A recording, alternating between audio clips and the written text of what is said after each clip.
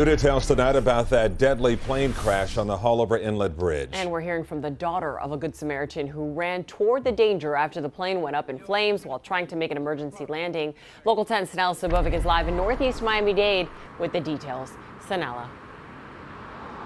We know that several people raced in to help moments after that plane went down on the bridge that you see here directly behind me, including a woman in her mid-60s. When she saw three of the victims, a mother and her two small children, on the sidewalk, she rushed to console her, provided her water, stayed with her until fire rescue arrived.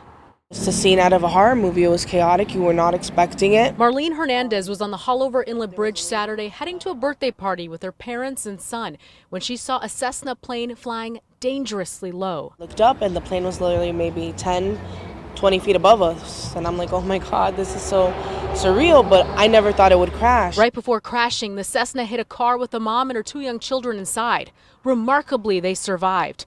Hernandez's mother, also named Marlene, saw them on the sidewalk. She ran over to console the distraught family. The touching moment is captured in this photo. She just held her, gave her water, reassured her until the fire folks came. The mother has been identified as Ida Kazakova. She and her two small kids were taken to the hospital as a precaution. Other witnesses were also seen risking their own lives to try and rescue the victims. Sadly, the firemen tried to go back to help the pilot.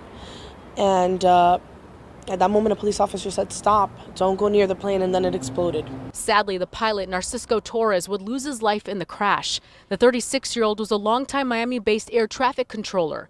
Two of his relatives, who were also aboard the plane, did survive. One is now recovering from extensive burns. Hernandez says recalling that day is painful, but she is thankful her mother was there to console the victims. She said, in my heart, I cannot leave her. You know, if I would hope, God forbid, if you were in that situation, someone would do that for you.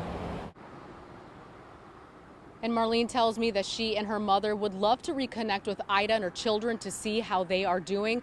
Meantime, the NTSB is investigating. We are told that the plane lost power when it went down. That's the latest here from Northeast Miami-Dade. Sanella Sabovic, Local 10 News.